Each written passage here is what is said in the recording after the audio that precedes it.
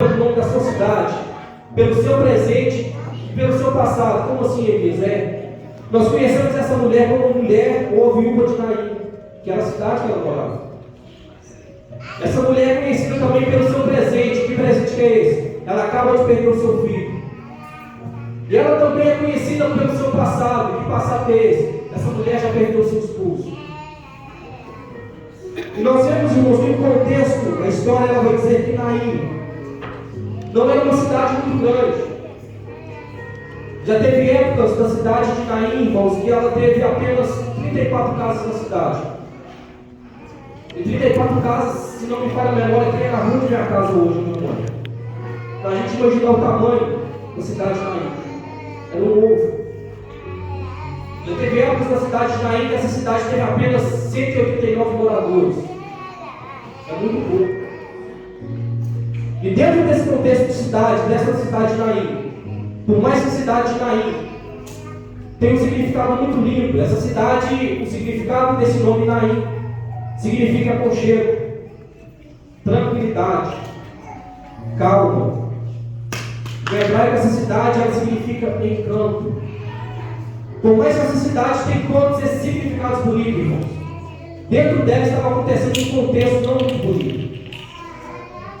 Um contexto fúnebre, de enterro, um contexto de sepultamento, de velório, um contexto de morte. Nós vamos ver, irmãos, que dentro desse contexto dessa cidade existia uma mulher que sofria. E naquele momento que a mulher sofria, irmãos, não era apenas por um filho que ela estava perdendo. Porque no contexto bíblico, um filho homem, ele não era apenas um filho, mas um filho, ele era uma herança que Deus concedia a uma família. E nós vamos ver que um filho, apenas de ser uma herança, depois de ser uma herança, ele era considerado também uma história. Se a gente for ver, irmãos, nas genealogias da Bíblia, principalmente lá nos livros de Crônicas, Reis, e até em Mateus no seu início, vai começar com a genealogia de Jesus. Existe aquelas partes que a gente às vezes quer pular ela quando a gente está lendo a Bíblia, né? Fulano gerou ciclano, ciclano gerou. É cansativo, né? Às vezes aquelas partes.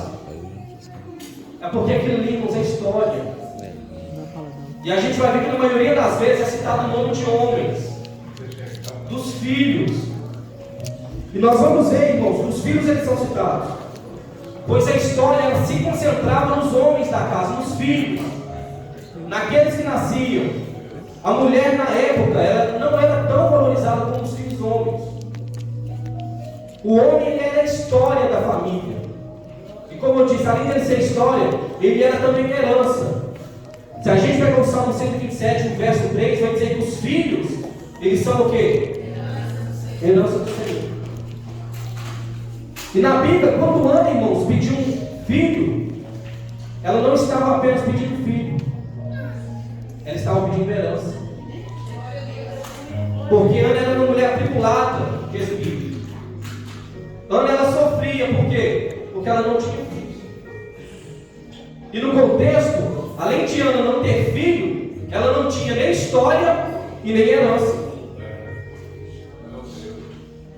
E além de ser história e herança, o filho daquela mulher era a única esperança que restava para ela. Por quê? Porque ela já tinha perdido o esposo, que era o provedor da casa. E como ela tinha um único filho, e esse filho era um homem, tudo aquilo que era do pai, a responsabilidade, o sustento da casa, o cuidado da mãe, estava sobre o filho. Ele que tinha que fazer o papel do pai. Ele queria dar continuidade na história daquela família.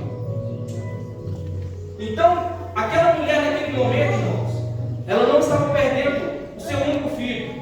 Ela estava perdendo a sua história, a sua herança e a sua esperança. Se o passado dela, irmão, já tinha sido de luto, o presente estava sendo de luto, a gente nem precisa imaginar o futuro. Era um futuro sem esperança. Era um futuro que a mulher talvez ela pensou assim: e agora, como que eu vou fazer?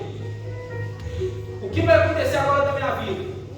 Eu perdi meu esposo, perdi perdi toda a minha esperança, e agora como